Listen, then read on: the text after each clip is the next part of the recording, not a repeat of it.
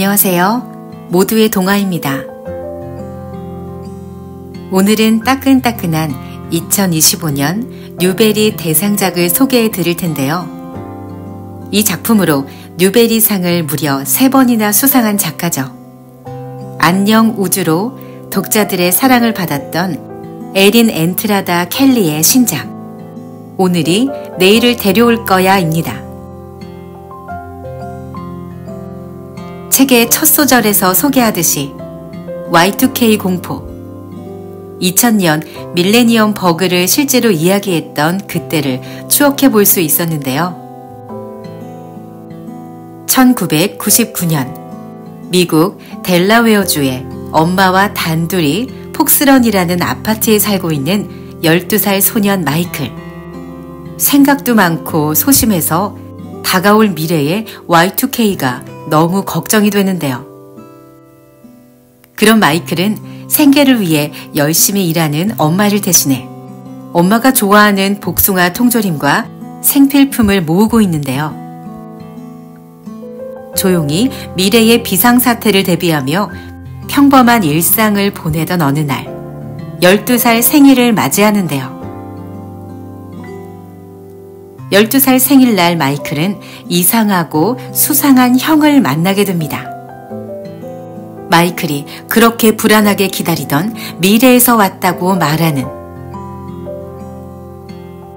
주인공 마이클을 보면서 앞으로의 진로와 꿈, 성적 등을 걱정하며 미래를 너무나 불안하게 바라보는 우리 아이들이 생각났습니다. 미래를 다 알고 있는 미래 소년 리지의 이야기처럼 미래를 걱정하지 말고 지금 여기에 집중해 라고 말하는 존재의 첫 번째 순간이 우리 모두에게 꼭 필요한 게 아닐까 생각합니다.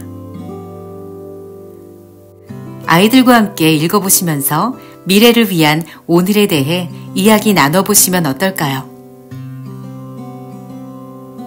그럼 오늘이 내일을 데려올 거야. 앞부분 일부를 낭독해 드리겠습니다.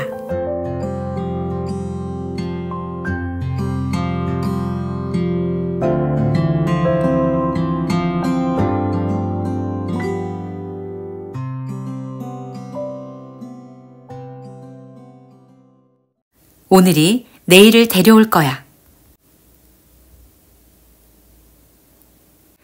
에린 엔트라다 켈리 장편동화 고정아 옮김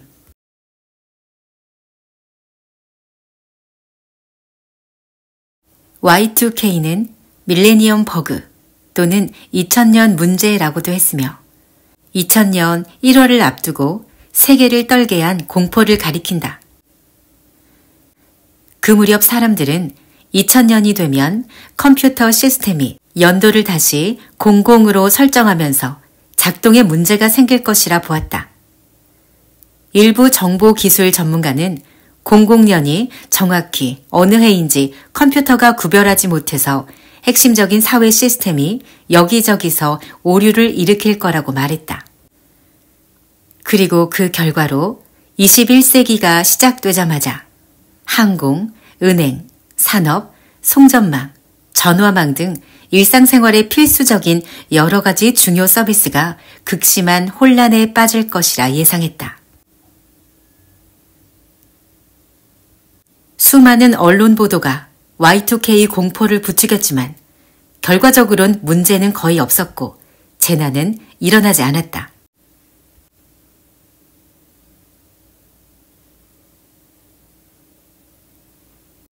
1. 1999년 8월 17일 복숭아가 필요해. 마이클 로사리오는 생각했다. 마이클의 엄마는 복숭아를 좋아한다. 만약 2000년 1월 1일 밤 12시에 세상이 멈추더라도 엄마 곁에는 적어도 소중한 것 2가지가 있을 것이다. 복숭아와 마이클 말이다.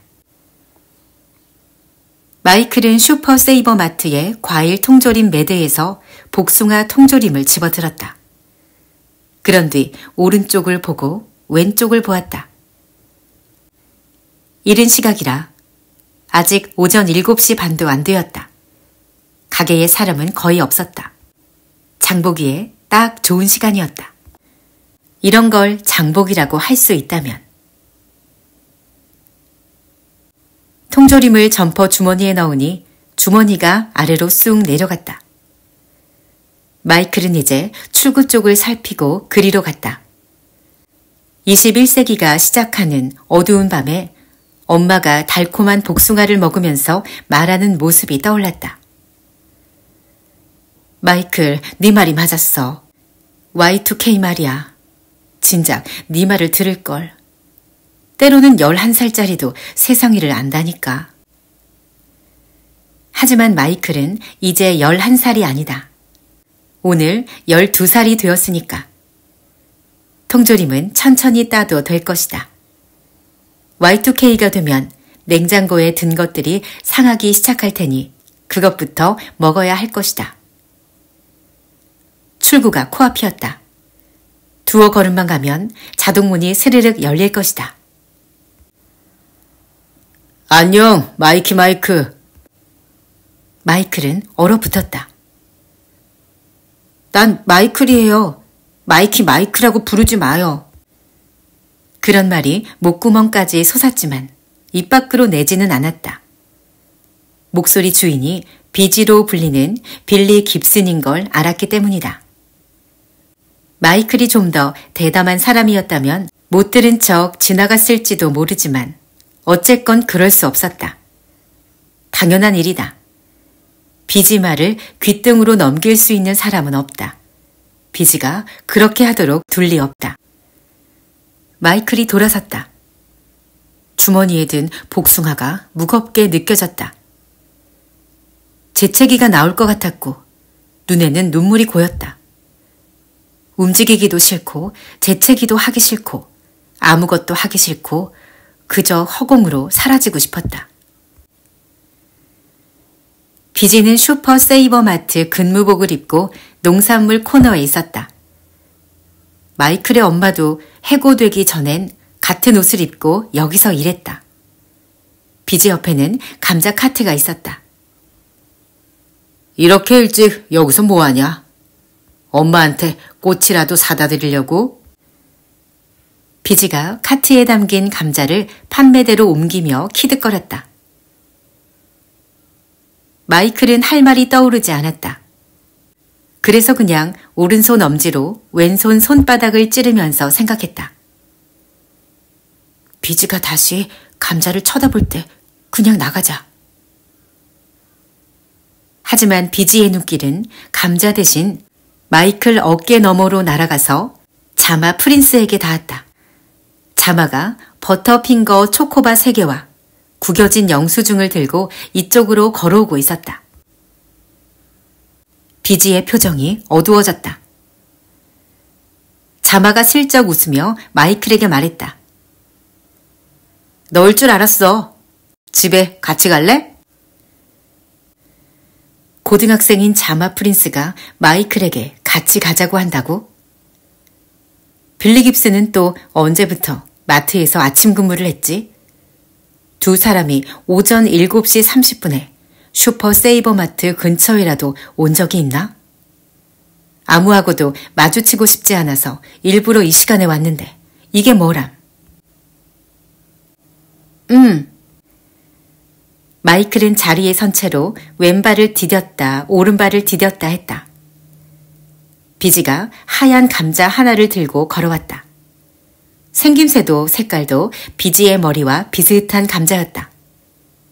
비지는 눈에 힘을 주고 자마 손에 들린 초코바를 바라보았다. 계산한 거야? 했는데요. 무슨 말이 하고 싶은 건데요? 자마가 턱을 치켜들고 말했다. 목소리가 날카로웠다. 마이클은 몸이 굳었다. 바위 사이에 낀 풀 이파리가 된 것 같았다. 몇 걸음만 더 가면 출구인데. 계산했으면 봉지에 들어있어야 하는 거 아니야? 비지가 물었다. 봉지가 왜 필요한데요? 이딴 허접한 가게에서 초코바나 훔칠까 봐요. 나 돈 있거든요. 자마는 그렇게 대꾸했다. 그리고 마이클에게 다가와 어깨를 쿡 찔렀다. 같이 나가자. 자마가 문 앞으로 갔다. 마이클도 따라갔다.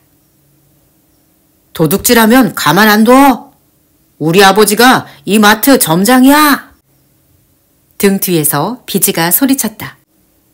물론 자마한테 하는 말이었지만 주머니에 복숭아 통조림을 숨긴 것은 마이클이었다.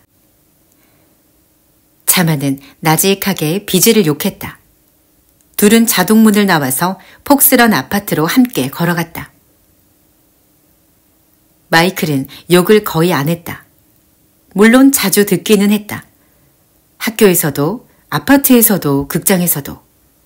하지만 아무리 자주 들어도 욕은 들으면 몸이 움찔하는 느낌이 났다. 잘못한 게 없는데도 무언가 잘못하는 것 같다. 비지가 널 괴롭힐까봐 일부러 그랬어. 자마가 말했다. 그러더니 초코바 2개는 뒷주머니에 넣고 남은 1개는 포장지를 이로 찢어 바닥에 뱉었다. 마이클은 그걸 주워서 제대로 버리고 싶었지만 유난 떠는 것처럼 보이기 싫었다. 그 형은 가끔 데어리스도 괴롭히거든. 데어리스는 자마의 막내 동생이다. 정확히 몇 살인지는 모르지만 8살 아니면 9살일 것이다. 일라이라는 남동생도 있는데 마이클과 나이가 같은 중학생이지만 둘이 친구는 아니다. 그렇다고 원수진 사이도 아니고 그냥 아무 사이도 아니었다. 미국 델라웨어주 교육과정은 초등학교 5학년, 중학교 3학년, 고등학교 4년이다. 미국은 만 나이를 쓰기 때문에 중학생은 만 11세부터 14세이며 9월에 학년이 바뀐다. 작품의 배경은 마이클이 중학교 2학년으로 올라가기 직전 여름방학이다. 데어리스는 너처럼 조용해. 그래서 맨날 사람들한테 당하지. 자마가 초코바를 씹으며 말했다. 다만 사람들 자리에 아까 한 욕을 넣어서 말이다. 폭스런 아파트, 델라웨어주 최고의 주거지에 도착해 자마는 A동이 있는 왼쪽으로 갔고 마이클은 J동이 있는 오른쪽으로 갔다. 나중에 보자. 자마가 말했다. 고마워요. 마이클도 말했지만 자마는 이미 너무 멀어져서 들을 수 없었다. J동 앞에 있는 안뜰이 보이자 마이클은 자기가 얼마나 얼어 있었는지 그제야 깨달았다. 마이클은 심호흡하며 어깨에 긴장을 풀었다. 아무 문제도 없다. 자동차들은 지정된 구역에 주차되어 있고 마이클이 속으로 턱시도라고 이름 붙인 길고양이가 화단을 살금살금 돌아다닌다. 아파트 관리인 모슬리 씨는 빈 아파트에 칠할 페인트를 들고 있다. 안녕하세요, 아저씨. 마이클이 인사하자 모슬리 씨가 고개를 들었다.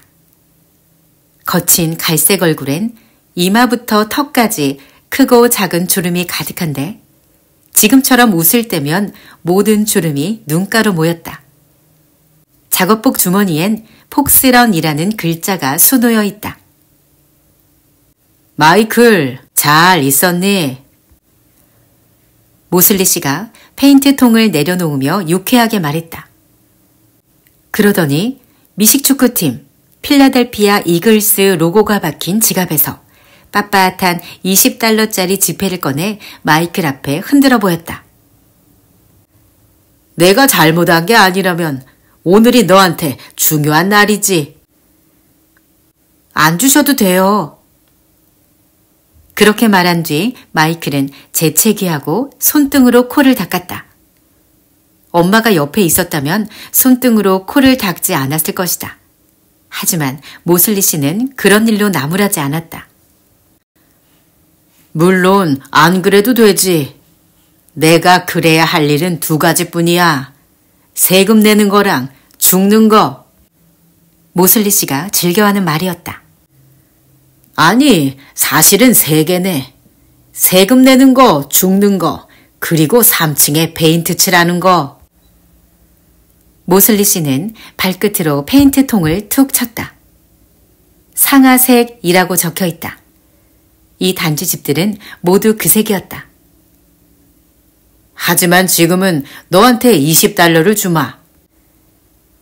마이클은 돈을 받고 싶기도 하고 받고 싶지 않기도 했다. 돈이 없을 때 가게에서 물건을 훔치는 것과 돈이 있는데 물건을 훔치는 것은 다른 문제이기 때문이다. 어쨌건 마이클 생각은 그랬다. 나중에 마트에 다시 가서 통조림 값을 낼 수도 있어. 그런 생각도 들었지만 그러지 않으리라는 것을 이미 알았다. 고맙습니다. 마이클이 돈을 받으며 말했다. 고맙긴 뭘. 게다가 모슬리 씨는 말을 멈추었다. 고등학생 정도 되어 보이는 남자가 특이한 표정을 짓고서 이쪽으로 오고 있었다. 남자는 뒤에서 누가 따라오기라도 하는 듯 자꾸 뒤돌아보았다.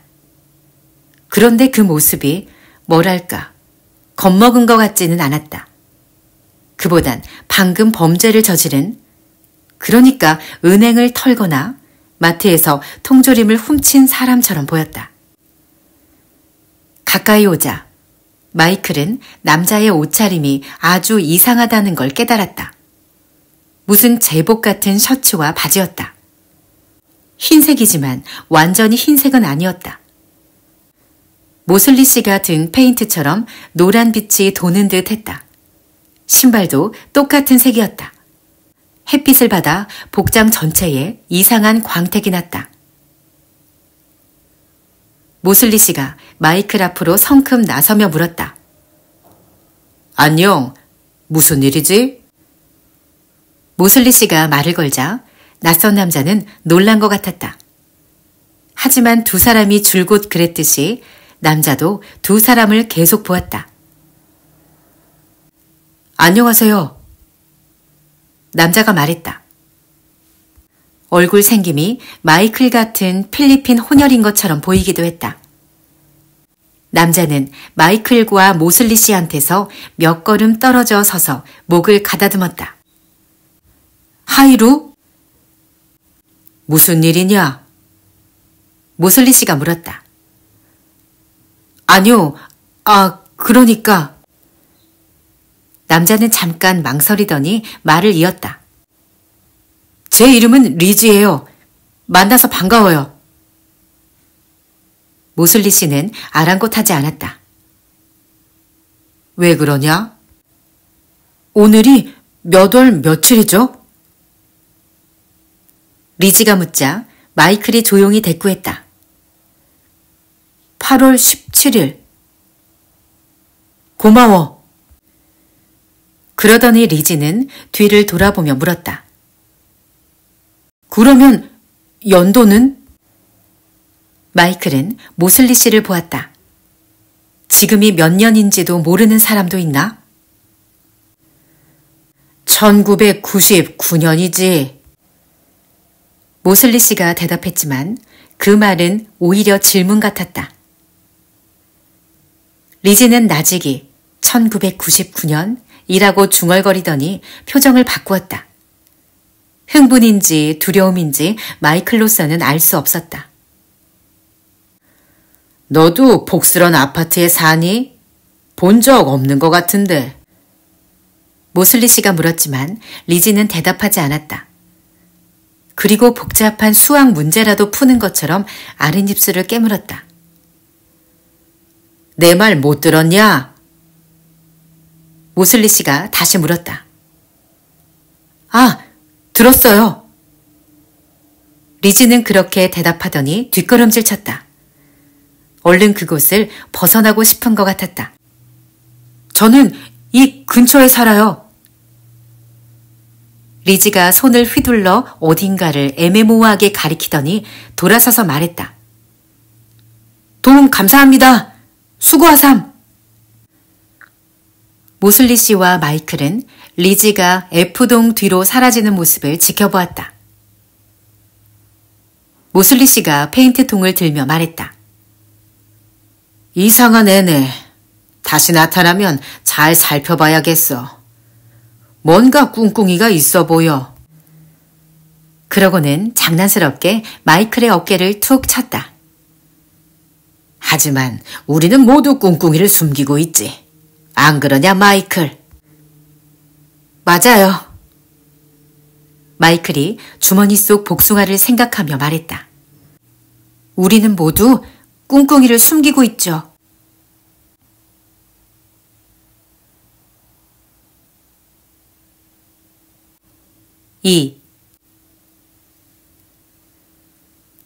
오전 8시가 다 되어서야 마이클은 집으로 돌아왔다. 집에는 16살인 돌보미 누나가 낡은 소파에 앉아 마이클을 기다리고 있었다. 기비다. 팔짱을 낀 기비는 눈썹을 치켜 올리고 갈색 눈동자를 깜빡이며 마이클을 보았다. 무릎에는 크리스토퍼 파이크의 소설 연극의 결말이 놓여 있었다. 펼쳐서 엎어놓은 책은 책등이 갈라져 있었다. 딸기향이 진하게 풍겼다. 샴푸 때문인지 바디로션이나 향수 때문인지 아니면 다른 것 때문인지는 모르겠다. 마이클은 얼굴이 달아올랐다. 여자 고등학생한테선 모두 기비처럼 딸기향이 날까? 아마 기비만 그럴 것이다. 마이클이 볼 때 폭스런 아파트가 델라웨어주 최고의 주거지라면 그 이유는 오직 기비였다. 기비가 엔동에 살고 있으니까. 무슨 일인지 얘기해봐. 기비가 말했다. 오늘은 내가 오는 날이잖아. 그런데 7시 30분에 딱 맞춰서 왔더니 넌 집에 없더라. 아줌마가 엄마가 오늘 누나 온다는 말 안 했는데. 네가 집에 혼자 있다가 나가지 않게 해달라고 특별히 부탁하셨는데 말이야. 엄마는 기비를 매일 부를 돈이 없어서 상황을 봐가며 띄엄띄엄 불렀다. 하지만 마이클은 늘 기비가 오는 날과 오지 않는 날을 잘 알았다. 속으로는 기비가 매일 오기를 바랐지만 12살은 이미 돌보미가 필요한 나이가 아니다. 어디 갔던 거야? 기비가 바닥을 발로 툭 쳤다. 분홍 샌들을 신은 가비의 발은 작고 가늘었다. 마이클은 슈퍼세이버에 다녀왔다는 말을 할 수 없었다. 엄마가 알면 혼날 것이다. 하지만 기비 오빠인 비지한테 들켰다. 마이클은 기비처럼 완벽한 사람이 어떻게 비지같이 한심한 인간과 가족일 수 있는지 이해가 되지 않았다. 하지만 그런 게 우주에 수수께끼였다. 마이클은 진실을 절반만 말하기로 했다. 자마 프린스하고 만나서 이야기했어. 기비는 자마와 같은 고등학교에 다닌다. 마이클이 자마하고 친하다고 생각하면 기비가 자신을 그렇게 어린애로 보지 않을지도 모른다. 무슨 이야기? 마이클은 멈칫했다. 그냥 잡담. 기비가 눈썹을 내리지 않자 마이클은 다시 말했다. 그 다음에 모슬리 아저씨를 만났고 또 어떤 이상한 남자도 봤어. 이상한 남자? 어떻게 이상한데? 잘 모르겠어. 어디서부터 말해야 할까? 이상한 복장? 올해가 몇 년인지도 모른다는 것? 주변을 둘러보다 수고하삼 하고 떠난 것? 마이클은 어깨만 들썩했다. 그냥 이상했어. 기비는 팔짱을 풀고 마이클 쪽으로 몸을 숙였다. 넌 아직 혼자 집 밖에 나가면 안 돼. 더구나 이상한 남자가 어슬렁거린다면 말이야. 하지만 기비는 일부러 크게 한숨을 쉬었다. 얼굴에 장난스러운 미소가 퍼졌다. 이번엔 경고만 하고 넘어갈게. 오늘은 네 생일이니까. 마이클은 심장이 쿵쿵거렸다. 안 까먹었네. 기비는 책을 소파에 내려놓고 쿠션 밑에 숨겨둔 선물을 꺼냈다. 마이클은 신나게 뛰어가서 받았다.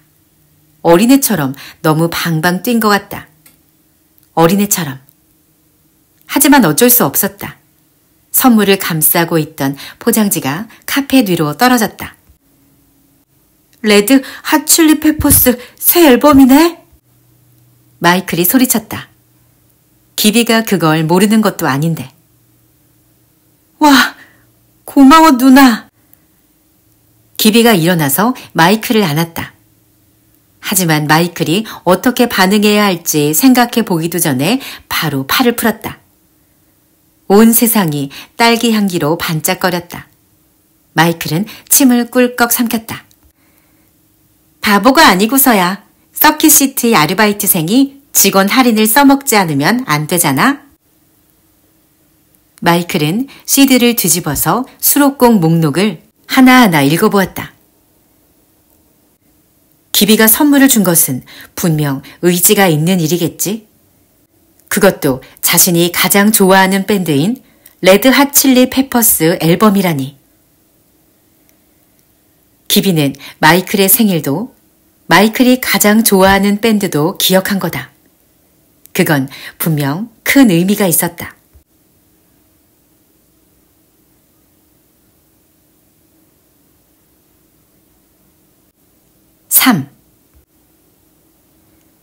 난 12시 정각에 모슬리 씨가 마이클의 초인종을 눌렀다.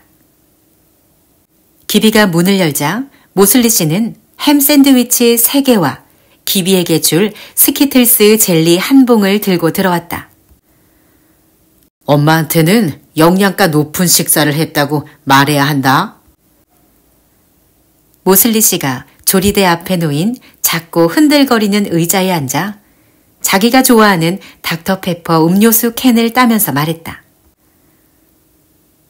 모슬리 씨는 마이클과 엄마가 폭스런 아파트에 이사 온 뒤 가장 먼저 친해진 사람이다.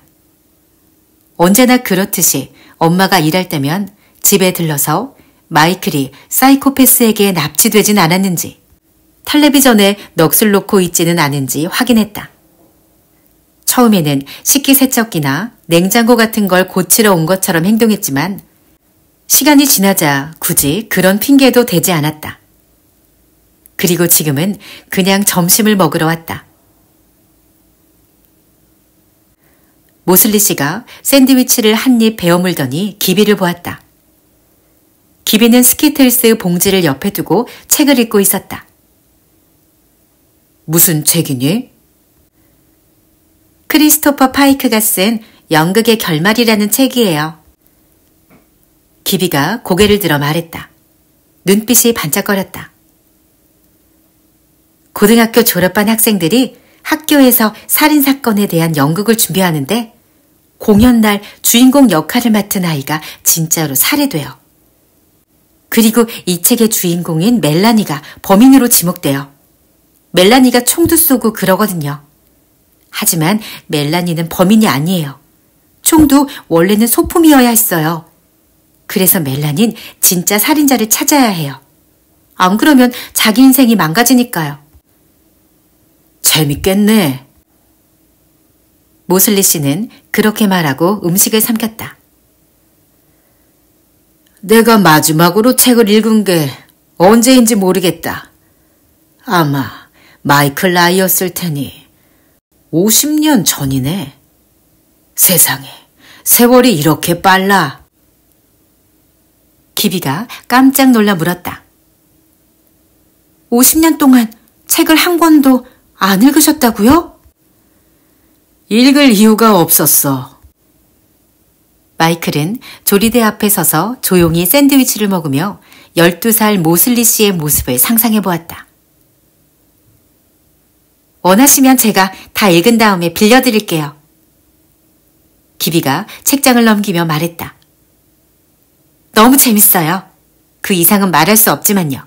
스포일러니까요. 책이 있으면 심심하진 않겠다. 모슬리 씨가 말했다. 모슬리 씨는 한때 결혼도 했지만 지금은 혼자 산다. 아이는 없다. 마이클은 샌드위치를 다 먹고 손에서 가루를 털었다. 그 이상한 남자 또 보셨어요, 아저씨? 그래, 봤어. 그 아이는 문제가 좀 있는 것 같아. 정확히 뭔지는 모르겠지만 자꾸 얼쩡거리면 시프 소장에게 말해야지. 하지만 그러기 싫긴 해. 혹시 모르니까. 혹시 모른다고요? 마이클이 물었다. 나쁜 뜻이 없을 수도 있잖아. 그냥 어려움을 겪고 있는 거라면 괜히 실랑이 하고 싶지 않아. 난 어려움을 겪는 게 뭔지 알거든. 하지만 나쁜 뜻이 있다면요? 위험한 시나리오는 끝없이 상상할 수 있다. 마이클의 머릿속에 그런 장면들이 슬라이드처럼 찰칵찰칵 지나갔다. 반사회적인 청소년이 아파트에 불을 지른다. 반사회적 청소년이 선량한 12살 좀도둑을 공격한다.